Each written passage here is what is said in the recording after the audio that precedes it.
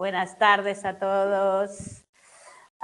Este es el tema de la TOM, teoría de la mente, ¿vale? Un hito psicológico, cognitivo, muy importante, ¿vale? Para el desarrollo de los niños. Entonces, hoy vemos el tema 6. Tenéis colgado el tema en la lectura 4, que es lo que nos faltará, que es una investigación sobre la TOM, también muy interesante, comparando niños con autismo, con niños con síndrome de Down y con niños sin dificultades, básicamente para poder entender cómo eso afecta, ¿vale? Entonces, esta primera imagen es de Montfort. Montfort es un especialista en autismo, ¿vale? Un señor que tiene mucho material para trabajar con los niños que tienen autismo. Y entonces él tiene esas escenas en las cuales nos muestra cómo nosotros podemos, solo viendo esto, interpretar lo que está pasando a cada uno de ellos. Supongo que sabéis cuál es el que está más enfadado, el que está indignadísimo y no quiere pasar por el saco, el que es más buenecillo y está recogiendo y hace lo tal o cual, ¿vale? ¿Cómo sabemos todo eso? Lo sabemos porque estamos interpretando lo que vemos y a partir de lo que vemos estamos dando una creencia o atribuyendo una creencia a cada uno de los actores de esta imagen, ¿vale? Para comprenderlos. Entonces, la niña ha decidido que ya no ha tirado las cosas y por tanto no va a recogerlas, el padre ha entrado, no se ha enterado y tal, y la otra se hace la buena porque ha decidido que, bueno, como la ha liado ella, tal. O hay una que es buena, que lo recoge todo, que se calla y no sé qué, la otra es con una cabezona. Bueno, podríamos interpretar, ¿vale? Eso lo podemos hacer porque tenemos teoría de la mente. Si no, no podríamos. Entonces, cualquier niño que no tiene teoría de la mente, como es el caso de los niños con autismo, les cuesta mucho ponerse en el lugar de los otros e intentar entender cosas más allá de lo lógico, evidente y lo que está marcado como lo que tiene que ser desde su punto de vista, ¿vale? Entonces, nosotros entendemos el comportamiento de los demás, ¿vale? Porque les damos una explicación, no tanto objetiva, sino porque nosotros inferimos lo que le está pasando por la cabeza a cada uno de ellos, ¿vale? Entonces, ahí es donde nosotros creamos un mundo alternativo. Yo puedo inferir muchas cosas de todo lo que pasa a cada uno, ¿vale? Y por tanto, estamos haciendo como una lectura de mente. Una lectura de mente, entre comillas, no irracional, sino voy a ver cuando alguien hace algo que interpreto yo desde, evidentemente, un concepto genérico que tenemos de lo que es lo normal de la gente, ¿vale? Pero bueno, podría haber diferentes. Entonces, nosotros tenemos capacidad de representar nuestra mente, pero llega un punto, recordad que durante mucho tiempo nos creemos el centro del universo, que solo existimos nosotros, no somos capaces de diferenciar entre nosotros y los demás, pero hay un punto en el cual yo ya soy capaz de entender que lo que yo pienso, lo que yo quiero, lo que a mí me gusta, lo que tal, no es lo mismo que lo que piensan los demás o lo que quieren o lo que les gusta o tal. Entonces empezamos a que yo tengo deseos, funciones, creencias y tal, y los demás tienen deseos, tal, ¿vale? Y eso va a influir en cómo nos comportamos, en cómo nos relacionamos con los demás, en lo que disfrutamos, en lo que no, etcétera, etcétera. Y eso es la teoría de la mente, que estudia cómo un niño durante el desarrollo va a adquirir esa capacidad de lo mental en sí mismo y en los demás, ¿vale? Porque en ese punto en el cual yo me doy cuenta de que alguien no piensa lo mismo que yo, también entiendo que yo pienso de manera diferente al otro. Entonces es una interacción, no es solo descubro lo que hacen los demás, sino descubro que yo también lo hago, ¿vale? Entonces, a partir de esos 2 años, cuando empieza la capacidad simbólica y la representación, ¿vale? Es algo que necesitamos para poder tener TOM, ¿vale? No se puede tener TOM si no tenemos capacidad simbólica de comprender los demás, ¿vale? Y por tanto, empezaría por ahí, a partir de ahí entraríamos en todo lo que es el tema de interacción social y entendamos que tener TOM evidentemente es algo básico para la inteligencia social, porque si yo no puedo entender cómo ven los demás las cosas, qué cara me pone, igual piensa que esto es un rollo o qué tal, pues no puedo comportarme de manera correcta hacia los demás, porque sería el, bueno, yo hago así, tú lloras, estarás triste, ¿no? Pero no, nosotros tenemos la capacidad de pararnos, pensar, ver si los demás les gusta, no les gusta, etcétera, ¿vale? Entonces, ¿de dónde surge el estudio de la TOM? Pues tenemos a Piaget como uno de los estudiosos. En cuanto él empieza a estudiar toda la representación del mundo que veíamos el otro día, cómo alguien genera su propia capacidad, su propia representación de cómo son las cosas y tal, y por tanto toda esa parte simbólica que Piaget nos decía que empezábamos a tener a partir de los 2 años, 2 años y medio, ¿vale? Entonces, él empieza a pensar o nos plantea ese pensamiento, primer pensamiento egocéntrico, donde yo todo lo veo a partir de lo que yo creo, lo que yo pienso y lo interpreto de manera subjetiva. Esto es así porque yo lo veo así y tal. Hay una cosa que se llama la tarea de las 3 montañas, que es un poco ese ejemplo, ese juego de si un niño es capaz de entender que una montaña vista desde diferentes perspectivas se ve diferente. Es decir, tú no puedes ver lo mismo que yo, si yo estoy a este lado de la montaña, tú estás al otro, ¿vale? Entonces, una capacidad de entender esa perspectiva de cómo se ven las cosas cuando cada uno está en un punto. Y eso es necesario para ese pensamiento y esa socialización, porque si yo creo que vosotros estáis viendo lo mismo que yo, estamos perdidos, ¿verdad? Porque yo os estoy viendo a vosotros, vosotros me veis a mí y tenéis una visión diferente. Entonces, empezar a ver cómo cada uno hacia una edad, como los 7 años, puede captar su propia visión y entender que los demás tienen otro punto de vista y están viendo una forma o una cosa diferente, ¿vale? Eso forma parte del desarrollo de todo esta necesidad de entender, ¿vale? Premark y Warfoot hicieron un estudio sobre si realmente solo tenemos teoría de la mente los seres humanos, ¿vale? Porque ahí sabéis que durante el desarrollo y esa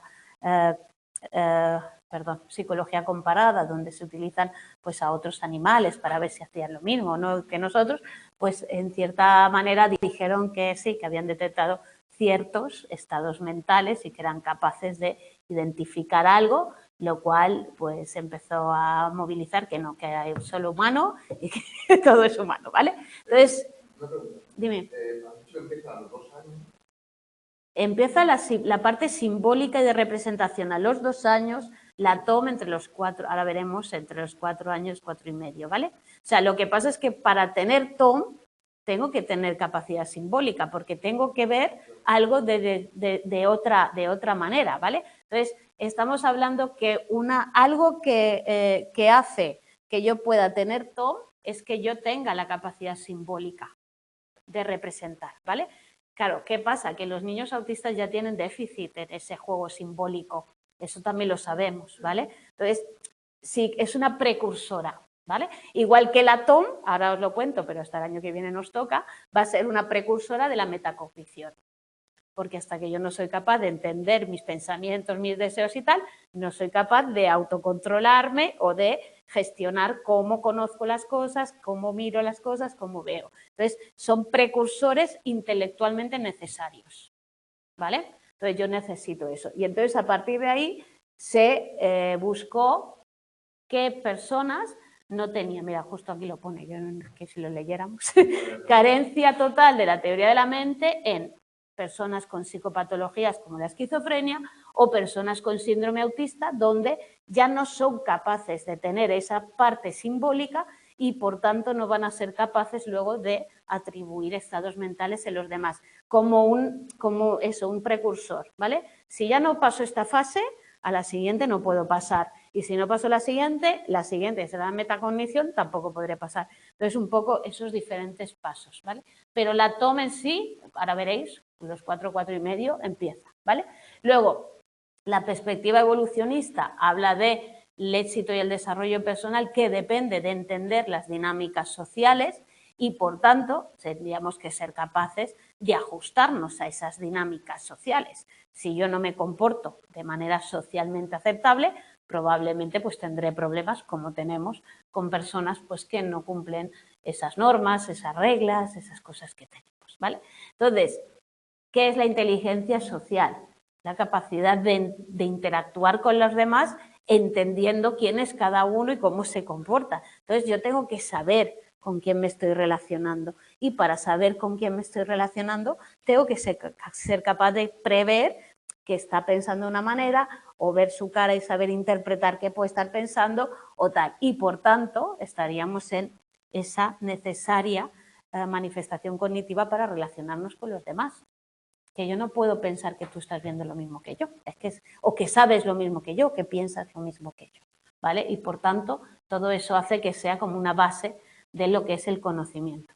Nicholas Humphrey llega a decir que sí, el cerebro evoluciona es porque hay una complejidad en el mundo social y tenemos que responder a ello, ¿vale? Entonces ya llegan al punto de decir todo esto es además necesario y si no tuviéramos esa capacidad pues no nos adaptaríamos al medio y por tanto estaríamos sin herramientas para poder interactuar correctamente, ¿vale? ¿Ibas a decir algo? Sí, en el caso de la significa que hay una pérdida de conciencia. porque la debió haber ese individuo que desarrolla la teoría de la mente, esas habilidades, esa capacidad, pero no recuperado la Vamos a ver, primero, ahí está, es una ruptura de realidad. A ver, cuando tú tienes una crisis aguda, porque pensemos que, vamos a pensar que la patología no es algo que pueda estar siempre, sino que a veces está en fase más activa, más aguda, más tal, ¿vale? Esto en psicopatología supongo que lo estáis estudiando porque estáis en segundo y psicopatología la veis en segundo, ¿no? Sí, la estamos dando, pero lo vamos mañana. Vale, lo veréis porque el libro de psicopatología se ve. Vale, entonces tú tienes, por ejemplo, en lo que se produce la esquizofrenia, que suele dispararse en la adolescencia, ¿vale? Normalmente si hay tal, o puede aparecer más tardía, pero por ahí se está estudiando la genética, ¿vale? Es que hay algunas rarezas, algunas cositas que no funcionan del todo bien, no llegan a tener rasgos extraños, pero no tal. Y entonces, en un momento dado, se quiebra la conciencia. Dentro de ese quiebro de realidad o de conciencia, que es en fases concretas, por eso no estamos demonizando los trastornos mentales, sino medicándolos y ayudándolos para que vuelvan al estado correcto de normalidad, más o menos con remisiones, ¿vale? Entonces, el fenómeno es que en un momento dado hay una crisis en la cual hay una ruptura con la realidad, donde pueden aparecer delirios, alucinaciones e incluso la más grave, que es la inhibición. O sea, sabéis que hay tipo A y tipo B, y la tipo B es más grave y es más, no tienen tantos síntomas positivos, no sé, todo esto mañana lo explicará, sino síntomas negativos. Y la esquizofrenia grave es la negativa, no la positiva. Puedes saber, ¿cómo es? Perdón, ¿ahora me oís? ¿Cómo se llaman los síntomas motores estos que se quedan así como catatonia, con catatonias y síntomas de no hacer cosas y de tal, ¿vale? Pero ahí se produce una ruptura, algo que probablemente haya podido funcionar, tampoco sabemos porque no hemos estudiado esos sujetos antes, ojalá, y se está estudiando con genética, hermanos gemelos y tal, para un poco poder ver, porque claro, si supiéramos que esta persona por X comportamientos va a tener esquizofrenia, podríamos intervenir y ayudar. Yo lo hablo como ayudar, ¿vale? Entonces, pero no lo sabemos, ¿vale? Pero este tema es fascinante cuando lo estudiéis mañana. Lo de la esquizofrenia. Sabéis que yo era profesora de psicopatología aquí, ¿no? ¿Vale? Me la quitaron hace 2 años, pero la daba yo también a esa. O sea, me la sé un poquito. La he dado muchos años. Vale, entonces, ¿qué es eso también? Eso que como hablábamos, yo os he hablado de la metacognición, la autoconciencia. Es decir, cuando yo entiendo que el mundo, ahora me oís, por favor, en casa, que yo me giro mucho, es que ¿vale? Que interpreto, vale, gracias. Que interpreto el mundo, ¿vale? Entonces, en la TOM, ¿vale? Interpretamos la conducta externa y nos atribuimos agentes internos de cómo nos gustan las cosas, qué intenciones tenemos, qué creencias tenemos, etcétera. Por lo tanto, estamos hablando de comportamientos más allá de lo meramente conductual, ¿vale? Entonces, sí, estaría muy bien que nosotros fuéramos meramente conductuales y respondiéramos al refuerzo, castigo, extinción, tal y cual, y no tuviéramos que tener pues ningún tipo de pega, porque entonces seríamos perfectitos, pero eso no existe, y nosotros estamos sometidos a esas percepciones internas, inobservables y tal, que llamamos estados mentales, ¿no? Entonces, toda esa parte de pensamiento de lo que yo sé de mí, de mi explicación sobre por qué hago algo o no lo hago, tal, se escapa de la teoría conductual y entra en, no, es que yo ahora estoy triste, o es que estoy cansado, o es que no tengo ganas, es que no me apetece, o tal, y entonces entramos dentro de todo ese estado mental que interfiere en cuanto a lo que los conductistas dirían estímulo-respuesta, ¿vale? Pero no, los seres humanos no, los seres humanos tenemos emociones, planes, creencias y 1000 deseos y 1000 ganas y también 1000 sesgos y 1000 bloqueos y cosas de estas, ¿vale? Por lo tanto, todo eso está dentro de la teoría de la mente. Luego, ¿cómo expresamos eso? Pues es algo metafórico. Al final lo que estamos hablando es de cómo nosotros entendemos que tenemos una interpretación de algo que está en la mente de los demás y nuestra, ¿vale? Como enfoque teórico está lo de la teoría de las teorías, que hablan de eso, de que el niño va desarrollando teorías ingenuas sobre el mundo, ¿no? Y que en esas primeras teorías el niño va pues estableciendo cómo funcionan diferentes dominios o cosas concretas, ¿vale? Pero a partir de ahí se va a configurar todo un mundo conceptual donde intentamos captar lo que pasa a nuestro alrededor y tener un marco explicativo de lo que pasa. O sea, lo que yo en realidad muchas veces necesito cuando interacciono con los demás es entender por qué los demás interactúan de una manera dada o me actúan, porque es que si no me descolocan, ¿vale? Entonces, nosotros mismos vamos creando ese mundo, integrándolo para entender y ser coherentes y poder captar, ¿no? Cómo funciona esta persona, no sé, tenéis amigos, tenéis pareja, tenéis hijos, tenéis tal. ¿Cuál es la forma de actuar de mi pareja? Pues yo ya voy creándole un modelo, ¿no? ¿Qué va a pasar si hago esto? ¿Qué va a pasar en este contexto? Y nosotros vamos creando ese mundo porque es lo que nos permite interaccionar con el mundo seguros, entre comillas, pero de alguna manera tenemos una interpretación. Entonces, por eso habla de un carácter interpretativo para representarnos el mundo y poder saber más o menos qué esperar o qué poder hacer, y luego algo inferencial y predictivo, es que yo ya sé que se iba a enfadar, es que yo sabía que si le decía esto, es que yo le tengo que, pero yo sé que si le propongo me va a decir no sé qué, y ya estamos infiriendo, prediciendo algo. Entonces, a veces incluso no es que si le digo esto se va a enfadar y ya no actuamos, por ejemplo. Pero eso es algo que necesitamos. ¿Por qué?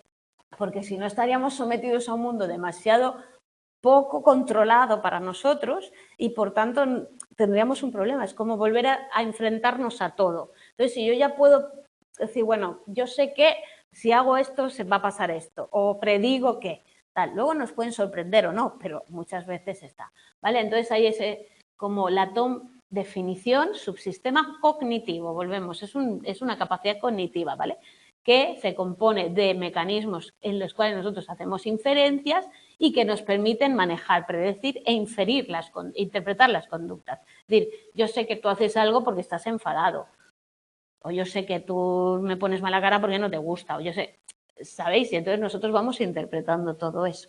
Y eso es lo que nos ayuda. Entonces, ahí sería la teoría ingenua adulta, ¿no? Como nosotros nos creemos que comprendemos a los demás y que tal, y que a veces pues alguien te hace un gesto tal y no es para nada el gesto que tú estás interpretando, ¿vale? Incluso pues que lo veo cansado o lo veo triste, pero no es así. Pero nosotros también creamos teorías y es la teoría de esa capacidad. Entonces, al final, es un poco el razonamiento causal donde nosotros intentamos percibir y interpretar entre acción, deseos, creencias, ¿no? Es como un mundo, una teoría, se llama Tom por eso, ¿vale? Entonces, asume que la mente causa las conductas de las personas, es decir, lo que piensas es lo que te lleva a comportarte, no el estímulo a la respuesta y todo esto, bueno, las recompensas y tal, ¿vale? Que actúa en cierta medida intencionalmente, a veces decimos que no, pero ahí hay un rasgo, que busca satisfacer de los deseos y que es en función de nuestras creencias. De ahí que podamos hacer pues terapia cognitiva, por ejemplo, Nosotros en la terapia cognitiva vamos a trabajar con la gente a partir de sus condiciones y sus creencias para que cambie según qué cosas, ¿vale? Entonces todo eso lo tenemos ahí. Entonces, es verdad, ¿qué pasa con la mente adulta? Vosotros ya habéis estudiado memoria, ¿no? Esa automatización, esos heurísticos, esos algoritmos que se están estudiando y esa parte automática que nosotros tendemos a tener porque pensamos rápido y nos ahorramos energía cognitiva. Entonces, la TOM también hace lo mismo, tiene una conceptualización automática sobre si estás contento es que tienes esto, si no tal, ¿no? Y eso se hace de manera muy rápida. O sea, yo no me paro a pensar, como os he hecho en el dibujito inicial, si el otro piensa, si el otro no piensa, si tal, ¿vale? Pero sabemos que pues lo hacemos y lo hacemos. Entonces, a veces nos equivocamos y a veces no. Es así, pero lo inferimos. ¿Y cómo lo demostramos? Con la teoría de la prueba de la falsa creencia. No sé si habéis oído hablar de la falsa creencia, ¿vale? Pero lo que intentaban aquí era, bueno, para entender un poco cómo es la TOM y qué peculiaridades tiene, se hizo esa prueba de la falsa creencia, ¿vale? Y lo que intentaban era ver hasta dónde deseos y creencias estaban integrados, ¿vale? Y podríamos un poco establecer que los deseos pueden cumplirse, las creencias pueden ser falsas y un poco entender cómo nosotros podemos estar equivocados a nivel mental, ¿vale? Y luego entender cómo serían o cómo se responderían a esos estados internos en función de cómo nos representamos las cosas, subjetivamente u objetivamente. Porque cada uno, recordad, podemos tener una definición objetiva de una cosa, pero gustarnos o no, ¿no? Entonces, las naranjas pueden ser frutas sanas, buenas, no sé qué, no sé cuántos, pero a mí me gustan y a otro no le gustan, ¿vale? Entonces, nosotros ahí podríamos entender cómo va también inferir todo esto, ¿vale? Entonces, ahí tenéis criterios básicos. Primero, deben tenerse creencias sobre las creencias ajenas, es decir, nosotros tenemos que ser capaces de entender que los demás creen, que creen cosas, ¿vale? Tal, y distinguirlas de nuestras propias creencias. Si no, no tendríamos TOM, no seríamos capaces. Y luego también deben realizarse actuaciones en cuanto a eso y mínimamente acertadas, de manera que podamos pues, entender que tenemos un poco, ¿no?, de capacidad de TOM. Porque si no acertamos nunca, no tenemos TOM. ¿Vale? Eso ya también, porque si no, ¿de qué serviría si no acertamos nunca? Otra cosa es que tengamos automáticos. Entonces, Wiener y Perner propusieron este juego, ¿no? Este juego era para ver si los niños tenían TOM o no tenían TOM. No sé si habéis oído hablar, ¿vale?, de nuestras niñas, Sally y Mary, o Mary y Sally, o veces no saben los nombres, que cada vez me los cambian, pero es igual. Dos niñas. Yo soy la tercera niña, ¿vale? Yo soy el sujeto al que estamos evaluando, ¿vale? El que está mirando. Y entonces, un señor me dice, están Sally y Mary en un cuarto y Sally tiene un caramelo, un bombón, hay diferentes tal. En nuestra lectura hay un par de propuestas alternativas, ¿vale?, a esta teoría, a este juego, pero es el mismo juego, ¿vale? Y entonces, a mí me cuentan que Sally y Mary estaban ahí, que Sally tiene un bombón y lo ha dejado escondido en una cajita. Y lo deja escondido, Mari se queda y la Sally se va. Y entonces la Mari, que es muy chunga, coge el bombón y se lo pone en una cestita. Y lo quita de sitio. Y entonces se queda allí con su bombón y dice, jaja, se lo he quitado. Y entonces viene Sally y me preguntan a mí, ¿dónde crees que Sally va a buscar el bombón? Y yo digo, en la cajita. No, perdón, en la bolsa, en la cestita. ¿Por qué? Porque yo sé que está en la cestita, ¿vale? Entonces no tengo TOM. Si digo, no, Sally no sabe que el bombón se ha cambiado de sitio, por lo tanto Sally va a seguir buscándolo en la cajita, ¿vale? Yo sabré que sabrán si yo tengo o no tengo capacidad de TOM o ya soy capaz de entender que mi mente y lo que yo sé no lo saben los demás, ¿vale? Eso hasta los 4 o 5 años. O sea, hasta los 4 o 5 años no se resuelva la tarea con seguridad. Por lo tanto, el desarrollo de la TOM completo es en esa fase, en ese momento evolutivo. Evidentemente, como hemos dicho, hace falta pues, tener precursores cognitivos, ¿vale? Entonces, a partir de ahí es cómo creamos o desarrollamos esas representaciones y todo el todo nuestro razonamiento mentalista. Bueno, pues ahí tendríamos ya cosas más, deseos culturalmente motivos más primarios de acción. Es decir, ahí estaríamos. El niño puede establecer que tiene deseos, ¿vale?, antes que creencias. Por lo tanto, el niño cree que podemos funcionar porque yo quiero que esto vaya así, o yo creo que esto es así porque yo quiero que sea así, ¿vale? Eso sería una precursora o algo que pasaría antes, pero que sabríamos nosotros después entender que no, que una cosa es lo que yo creo y otra cosa es lo que pasa. Una cosa es lo que yo quiero y otra cosa es lo que realmente es, ¿vale? Pero a partir de ahí estaríamos así. El niño, cuanto más pequeño es, más cree que como él quiere, ¿no? Su creencia o su deseo sería el que daría lugar a que pasaran o no pasaran las cosas o que él creyera que iban a funcionar así, ¿vale? Entonces, el principio, por deseos, que yo quiero que esto sea, que hoy sea ya Nochebuena. Pues no, va a ser que no, ¿vale? Hacia los 3 años el niño distingue claramente ya entre pensamientos y cosas y entre el mundo material y mental. Estamos adquiriendo diferentes facetas que nos van a ayudar a llegar a la TOM, ¿vale? Entonces ya estamos con la representación. Recordad que entre los 2 y los 3 años es donde entrábamos en toda esa parte de pensamiento simbólico, el lenguaje, las representaciones, la imitación diferida, etcétera, etcétera, ¿vale? Por lo tanto, hay que dar pasos hasta llegar a esa capacidad no solo de representar mi propia mente, sino de representar la de los demás, que es un paso más en ese proceso, ¿vale? Entonces, al principio yo no tengo muy claro que tú pienses diferente a mí, yo pienso que tú pues tienes pues eso, representaciones mentales igual, copiadas de la realidad. Entonces tú piensas que si yo pienso algo, tú piensas lo mismo porque es lo lógico, de esto se piensa esto, ¿vale? A partir de ahí, si vamos matizando y vamos a ir viendo cómo vamos a entender un poco más el tema de cómo, de si alguien puede saber o no saber cosas que no son reales o que son erróneas, ¿vale? Los niños pequeños consideran que lo que saben es así, ¿verdad?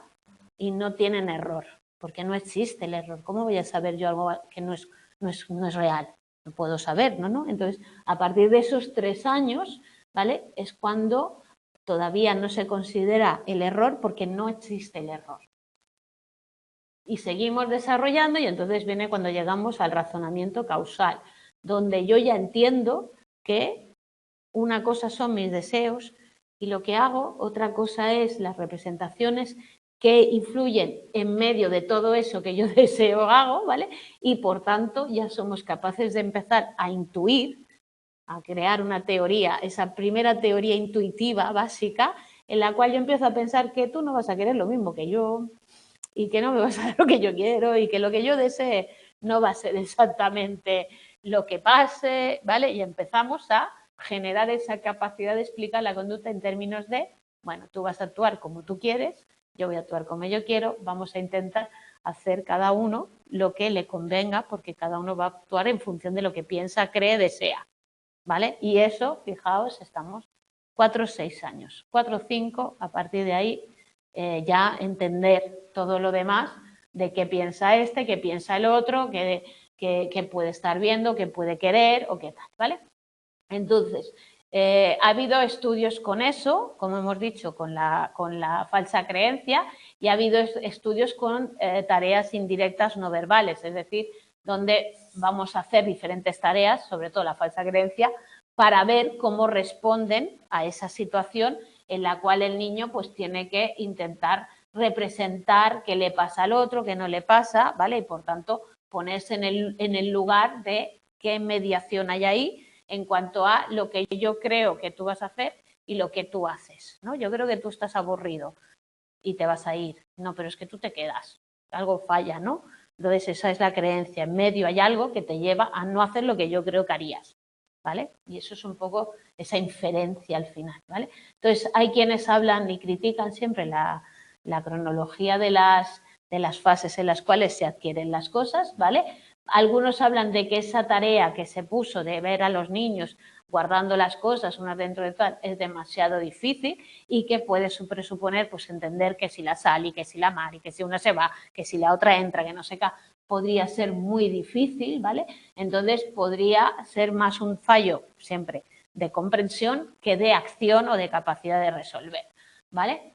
Aún así, que yo sepa, no se ha puesto en duda, ¿vale? Hay quien habla de que ya a los 2 años podríamos empezar a tener capacidad para ver un poco lo que pasa con los niños con la TOM y tener capacidad de entender un poco lo que es la tarea de la falsa creencia, ¿vale? Y ahí tenéis algunos, si hablan de preferencia visual, es decir, al niño que le colocabas así y miraba más que aquí, que allí, aunque tú tal, ¿vale? Todas estas cosas que nos ponen en tela de juicio lo que tal, pero, bueno, parece que se acepta o parece que se asume que la TOM sigue siendo entre los 4 y los 5 años, con investigaciones que están hablando de lo contrario, ¿vale? Por ejemplo, una competencia temprana, Wellington habla de eso, de que pues habría algunas pruebas indirectas que permitirían pensar en el desarrollo temprano de esa competencia mentalista, ¿vale? De falsa creencia del otro, y ahí tenéis un poco las pruebas directas que ellos usan para establecer esto. Reglas conductuales, lo mismo, de Lowe y Perner, evidencias en primera apreciación intuitiva de cómo el niño va generando las contingencias asociadas a nivel conductual. Bueno, esas son teorías que nos dicen un poco pues, que lo que estamos viendo de la TOM parecería que podían tener pues, ese desarrollo antes, ¿vale? En torno a pues, más temprano. Esas son evidencias que aportan algunos estudios, ¿vale? De esas evidencias hay 2 teorías, la de dominio general y la de dominio específico. Como sabéis, las grandes teorías y paradigmas más clásicos son de dominio general, quiere decir que entienden que el desarrollo es algo genérico y se desarrolla en todas las facetas igual. Los estudios más recientes siempre son de dominio específico, ¿vale? Y lo que están haciendo es, bueno, y si aplicamos esta capacidad a esto, se puede adquirir y a esto se puede adquirir y a esto. De manera que pueden surgir esas partes en las cuales, pues como yo en esto soy bueno, en ese dominio o ese dominio se puede adquirir antes que lo que en general creemos, ¿vale? Es un poco eso. Y ahí estarían esas teorías más modularistas, que son los módulos que se desarrollan a partir de algún tipo, algo innato, ¿vale? Que hace que unas ciertas capacidades se disparen en un momento dado, muchas veces antes de lo que están diciendo los constructivistas, porque claro, no hay que construir, nace innato, ¿vale? Entonces ahí tenéis una gran diferencia. Los constructivistas, o Piaget y Vygotsky, son más del dominio general. Ellos hablan del todo, ¿vale? Los más específicos son los modernos, que lo tengáis en cuenta, ¿vale? Innatista, sí, uy, está muy de moda el innatismo. Uf, está súper de moda, se está estudiando más el innatismo ahora que cuando yo hacía la carrera, que ya estaba totalmente desechado. El innatismo está muy de moda ahora, ha vuelto a tope. Perdón. ¿Por qué no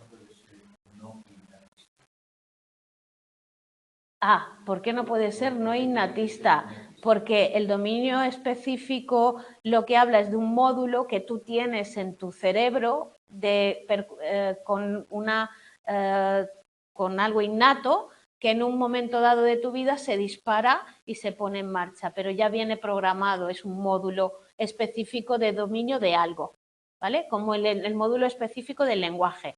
En el lenguaje estamos en modelos innatistas brutales, ¿vale? Entonces, yo tengo un módulo mental en mi mente que se encarga del lenguaje, que en un momento dado se dispara, pero ya lo tengo de serie, es innato, ¿vale? Y por tanto, lo tengo para esa cosa, para esa parte del lenguaje, como la percepción, ¿vale? Siguiente, tengo otro para la producción del lenguaje, tengo otro y tengo modulitos que luego se disparan, cada uno en un momento dado. Y es innato porque lo tengo cerebralmente. Claro, es como una parte del cerebro. Ellos hablan de eso. La teoría modular de Fodor habla de eso, de que nosotros tenemos como sistemas encapsulados que se dedican a hacer algo y que solo sirven para eso. Y hasta que no han terminado no entra el siguiente. Entonces eso es la teoría modular. Por eso en el lenguaje se aplica mucho, porque como todo lo que tiene que ver con percepción, con comprensión, con tal, tú no te paras a pensar cómo estoy entendiendo esta palabra o como tal. Él habla de esas cápsulas que se dedican a hacer una cosa luego que no interfiere nada más y que pasa directamente al siguiente nivel. Es algo así. No sé si me he explicado. Porque a veces yo lo tengo muy claro, pero... Sí, lo que me cuesta entender... Sigue. No, pero yo luego sigo también. Me cuesta entender que esa capacidad innata, no sé, supongo que esos módulos se desarrollarán armónicamente o desarmónicamente, unos más a más velocidad que otros, en función de las condiciones del entorno, del aprendizaje, etc. Eso es... Entonces, ese desarrollo no depende tanto de la capacidad innata o de la presencia de ese innatismo como de las condiciones de desarrollo. Más constructivista, pero no. Ellos dicen que en un momento dado se va a dar sí o sí. Por eso hablan mucho del lenguaje, porque hay muy pocos niños, incluso niños más mayores, que consiguen hablar como algo muy tal. Y entonces sí que es verdad que hay ese punto crítico. ¿Te acuerdas de que hablábamos del momento crítico en el cual se establece que hay que adquirir un conocimiento, una capacidad total, ¿vale? Pero ellos hablan más de que no, de que eso se dispara, eso aparece, ¿vale? En un momento evolutivo en el cual tiene que aparecer. Ellos hablan más en ese sentido. Luego tú piensas en, bueno, si se dispara será porque la gente te abra, porque tal, porque cual, no, porque ellos en lenguaje dicen no, porque tú no me has hablado tanto como para que yo pueda hablar todo lo que hablo. Y por eso usan mucho el lenguaje, se aplica muchísimo. Es decir, el lenguaje, la adquisición del lenguaje, como veíamos con Chomsky lo que dice es, señores, hay pobreza de estímulo y sin embargo lo aprendemos muy rápido. Y por eso Chomsky habla también de ese modular, de ese punto en el cual yo tengo un mecanismo específico que se dedica al habla. Porque no me estás estimulando tanto como para que yo pueda desarrollar al nivel que desarrollo ese conocimiento. Y ahí es donde cambia. Es decir, nosotros creeríamos constructivistamente que yo voy generando experiencias, voy creando aprendizajes, voy asimilando, voy creando esquemas, voy reconstruyendo esquemas, voy tal. Pero en el modular no, en el modular te dice, no, esto aparece ahora. Sí, por supuesto.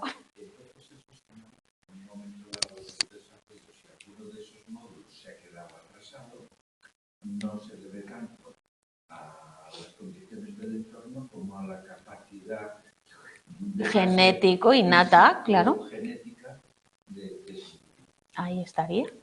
Ahí está. Claro. Si es innato, innatismo es biológico, al final tiene una parte muy importante biológica y estaría todo determinado.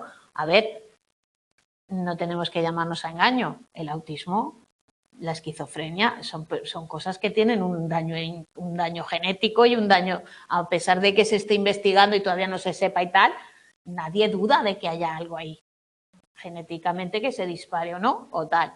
¿Vale? Entonces, según ellos, pues claro, se dispara en un momento dado, no sigue la rueda. Entonces, como este se ha roto, este proceso de aquí se ha roto, luego los otros se ven alterados. Claro. Pero es que eso se está estudiando en todos los trastornos mentales graves y tal, donde más se hace hincapié en esa parte genética y en esa parte tal, lo que no hay una certeza 100%, pero yo creo que dentro de nuestra lógica no debemos dudar, ni va en contra de los psicólogos, desde mi punto de vista, que haya una base genética. Otra cosa es el tratamiento y la terapia y cómo nosotros podemos ayudar, pero evidentemente sabemos que hay algo ahí que no está funcionando a nivel cerebral y tal, que puede estar la crisis venida porque ha pasado un estrés o ha tenido un fallecimiento, cierto, pero hay algo que se tiene que poder disparar. Claro, pero no hay tantos niños aislados y hay niños autistas que no están aislados. Esa teoría psicoanalítica que decía que el problema, el autismo, sabéis, bueno, hace muchos años había una teoría. Psicoanálisis tiene una teoría totalmente descartada, ¿vale? Descatalogada, de que el niño que tiene autista es porque la madre ha sido fría durante los primeros años de vida. Y esa teoría existía. Yo la estudié. Claro, no tiene sentido, ¿vale? Por eso te digo, entonces ahí es un poco también decir, oye, pues esa teoría ha existido y se ha debatido y defendido, ¿eh? Que era por frialdad materna, el autismo. Sí, porque tú dile eso a una madre encima, pobrecita, que está viviendo un autismo, ¿sabes? Pero hay niños autistas, bueno, yo he tenido unos cuantos, que viven en un nivel familiar normal y corriente, con tal. Yo me acuerdo de una mamá de un niño que no quería venir al psicólogo, evidentemente, el colegio la mandaba, pero ella no quería ir, porque ahí a su hijo le daba abrazos y besos. Y su hijo no era autista, ¿cómo iba a ser autista su hijo si a ella le daba abrazos y besos? Claro, tuvimos que trabajar mucho con ella para que lo entendiera. Y el niño era un autista de libro, de estos de libro que tú lo ves, hola, pero que tal, pero era y ella decía que no, que el niño le daba besos. Para que veas, o sea que cada uno. Hombre, ella se acogía a lo que quería, lo que el colegio le decía que tenía que ir al psicólogo, y ella no quería, pero al final vino y el niño, yo me lo pasaba bomba con este niño. Me acuerdo de hacer barcos piratas y cosas de esas y tal. El niño estuvo súper bien, de hecho, luego. Pero sí, claro, tienen ese problema. Bueno, seguimos. Venga, la tomo. Esas, ¿cómo se relaciona con la habilidad sociocomunicativa, como nos podemos imaginar? Al final tenemos que yo tengo que discriminar a nivel ciertamente temprano cómo está mi interlocutor o cómo está el que voy a hablarle o tal, eso que es un poco cuando decíamos que un niño si le miras con cara de enfadado se va callando, ¿no? Y se va como escondiendo y tal. ¿Os acordáis que hablábamos de las emociones? Un poco ese precursor, ¿vale? Para que el niño pues pueda ir entendiendo y sea capaz de discriminar de manera temprana esos pequeños o esa forma rudimentaria, cómo luego tengo que entender a los demás. Entonces, si yo le hago a mi mamá la risita y tal, y mi madre empieza a ponerme cara de enfadada, pues yo me voy haciendo así como y me voy escondiendo. Y recordad que los bebés retiraban la cara y escondían, no mantenían la mirada y tal. Eso es reconocimiento del rostro humano, es un precursor de todo esto, temprano. Estamos hablando de discriminar los sonidos lingüísticos, los tonos, la forma de hablar, el tal, que ya lo hacen de muy pequeños, el reconocimiento del rostro, sensibilidad a la contingencia de las interacciones con los demás, la inmediatez, la atención, la intencionalidad, discriminar los seres autoanimados y los patrones biológicos, es decir, recordad que primero vemos la cara tiene una peculiaridad de que tiene muchos músculos, muchos movimientos, todo eso nos llama más la atención que un cochecito al principio. Luego me puedo jugar con el cochecito, pero me gusta más un bichito que anda, ¿vale? O sea, todo eso es así. Y luego también pues todos esos movimientos humanos, imitación de actividades humanas que parece que hacen que el niño tienda más a hacer, ¿vale?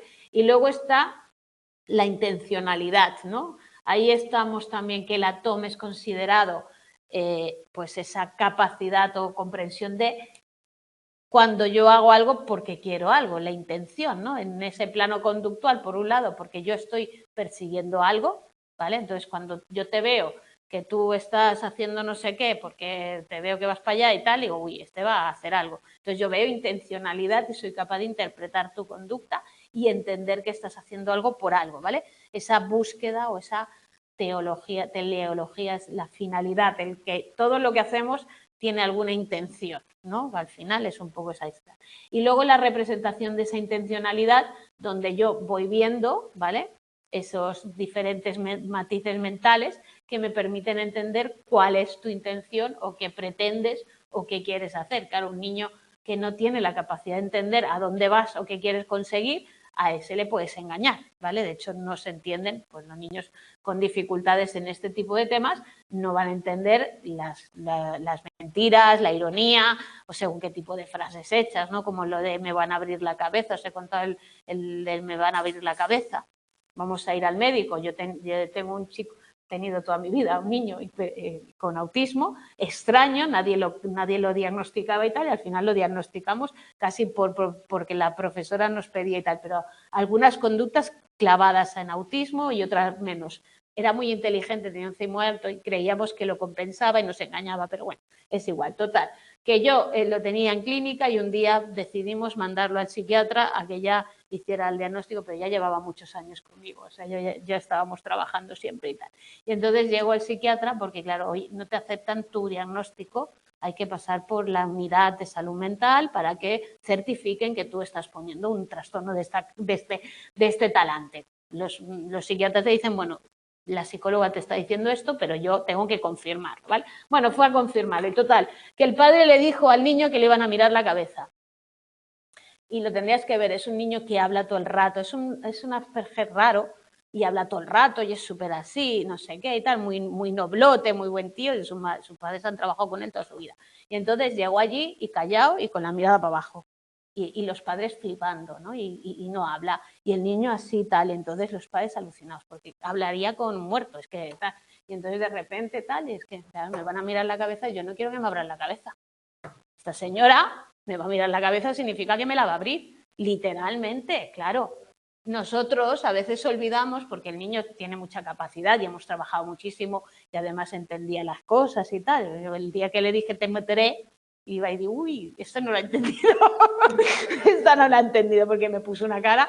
Pero bueno, ese punto en el cual el niño interpretó que le iban a abrir la cabeza literalmente, ¿vale? Entonces, claro, ahí hay un punto en toda esa parte de intencionalidad, de saber entender cómo funcionan las cosas y de ver más allá de lo literal, ¿vale? Y no quedarnos con, bueno, me están diciendo que me van a matar o que soy un tonto, yo qué sé, cosas que se digan, ah, pareces tonto. No me están diciendo que soy tonto, me están diciendo que estoy despistado, que... Bueno, pero ellos literal, ¿vale? Entonces todo eso tiene que ver con eso, con la capacidad de transformar, de entender, de matizar, de darle un vuelco. Entonces ahí tendréis un poco eso, todos los contenidos a nivel proposicional y a nivel de entender cuándo es algo real, cuándo es algo ficticio, cuándo es una falsa creencia, cuándo no tiene sentido, cuándo sí, ¿vale? Y un poco todo eso. Imaginaros vivir en un mundo en el cual te creyeras a pie en juntillas todo lo que dicen, no supieras diferenciar intenciones, no supieras diferenciar y que estás ahí como, uf, a verlas venir, ¿vale?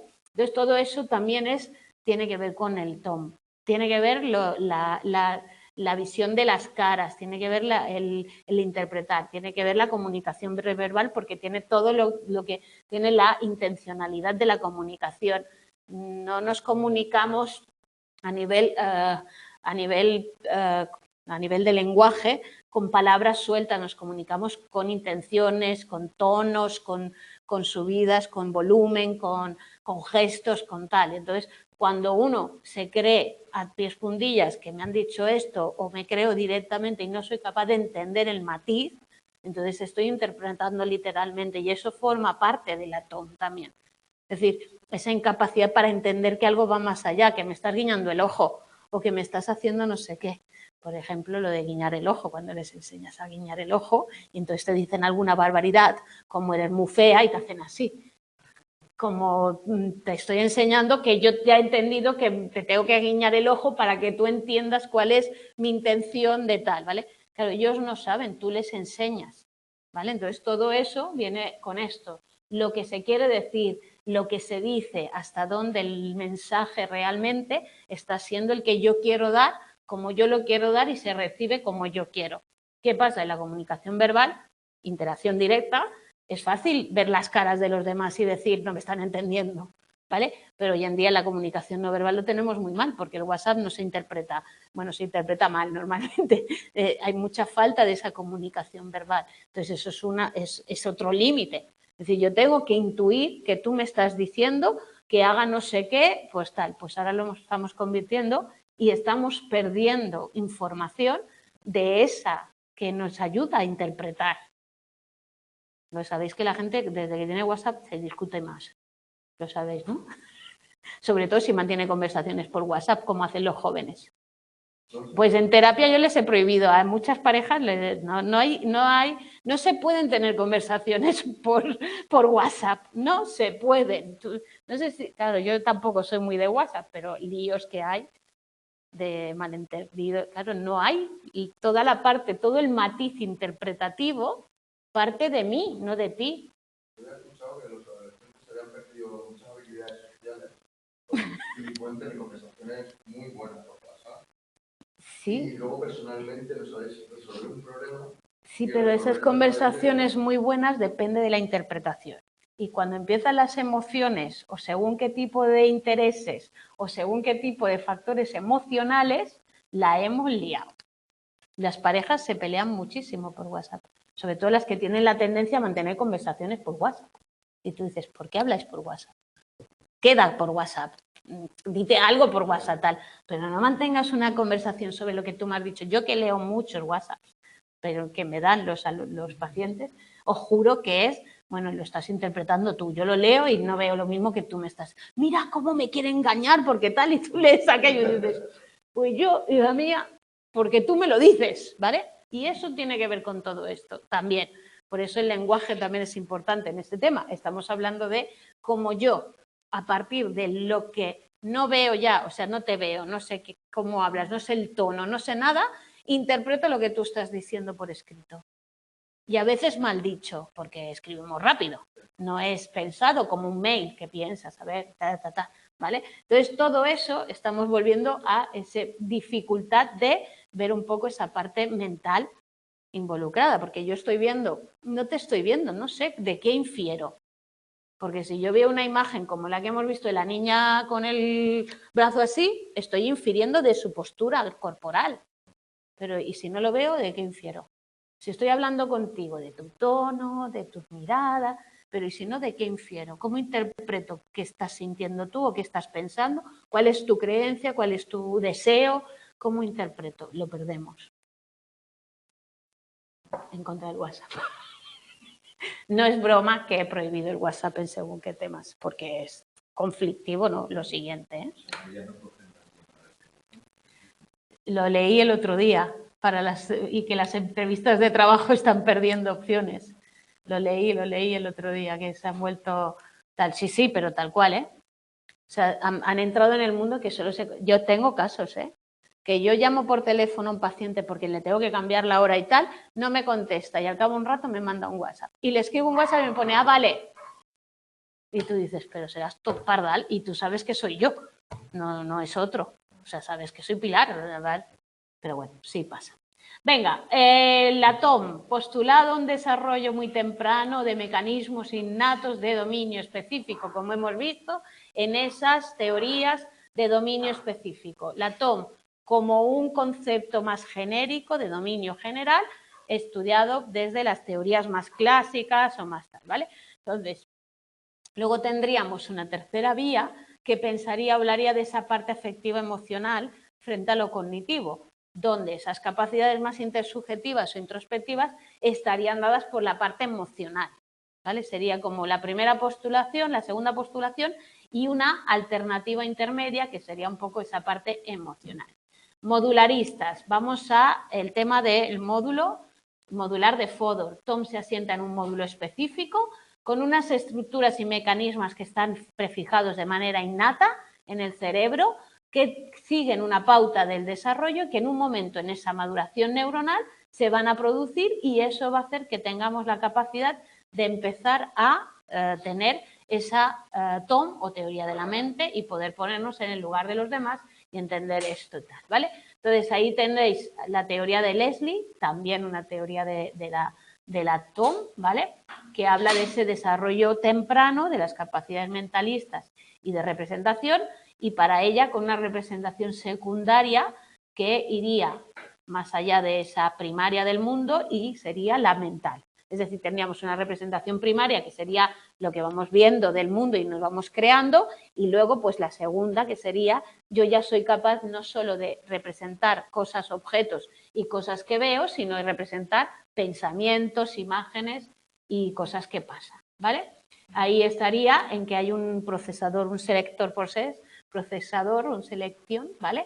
Donde nos permitiría pasar de esas primeras representaciones de objetos mentales a ya los estados o creencias a partir, según ellos, de los 3 años, ¿vale? Entonces, el niño con 4 años para resolver tiene dificultades, por lo tanto, estaríamos hablando de que para ellos, volvemos a Leslie, recordad, ¿vale? Estamos hablando de que en este caso ellos pensarían que no es que los niños se equivoquen o no sepan hacer algo, sino que no saben inhibir lo otro.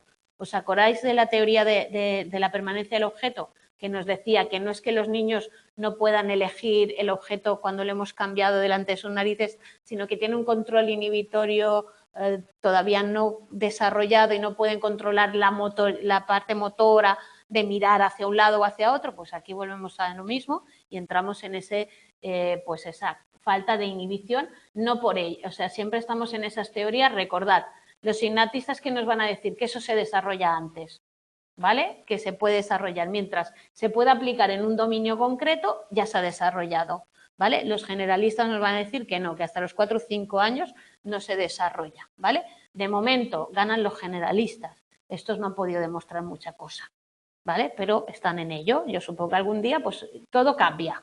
Hay que pensar en el progreso, ¿vale? Pero de momento no. Están en esos primeros meses, ¿veis? Aquí Bayergan, ¿vale? También hace lo mismo. Un subsistema primeros meses, donde el niño ya podría tener unas atribuciones motivacionales teológicas y tal. Luego un segundo sistema donde ya empezaría a hacer pues una simulación, ya podría permitir simultáneamente atribuciones del mundo real. Pero estos son teorías que os tenéis que leer y tener que entender qué interpreta cada uno, ¿vale? Entonces, la teoría de las teorías, que habla de eso, de que al final lo que estamos haciendo es interpretar la realidad que vivimos y vamos a adaptarnos a esa realidad intentando manejar el dominio lo mejor que podamos. Tienen algo que ver con la parte modular, ¿vale? Porque ellos también participan en eso de que tenemos los deseos, entendemos los deseos de forma causal y tal, pero ellos creen en esa teoría ingenua en la cual cada uno va creando sus propias teorías del mundo y luego al final creará una que será la teoría de la mente, donde interpretará el mundo, ¿vale? Entonces yo creo que me paro aquí, nos quedan 6, la terminamos el próximo día porque la lectura es corta, pero a ver, ¿alguna duda que pueda existir? Nada, estos son los... Ahora os van a explicar las posibles bases neurológicas, ¿vale? Que las vais a leer, de dónde se identificaría, en qué situación de la mente se estudia que pueda estar las estructuras dedicadas o que darían lugar a la teoría de la mente o la capacidad de esto, ¿vale? Las teorías de la simulación que hablan de que nosotros creamos simulaciones del mundo y por eso interactuamos con el mundo de una manera y lo que hacemos es crear un poco eso y creo que no hay mucho más. O sea, solo vais a ver un poco las teorías.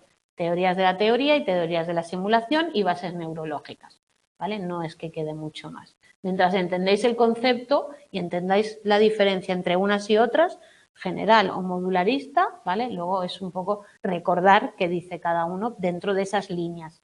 Recordar siempre estudiar en las líneas en las cuales estamos metidos. Es decir, cuando yo estoy estudiando ahora un modelo modular, todos van a ir por el mismo sentido. Con lo cual, yo me tengo que saber esos autores de esa línea y las características poquitas de cada uno, pero es una manera de hacer una lectura y entender las cosas.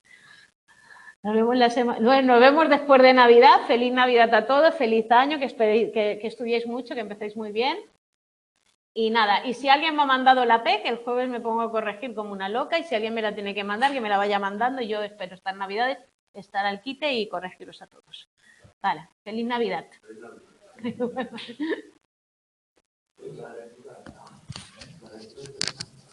Sí, la lectura 4 en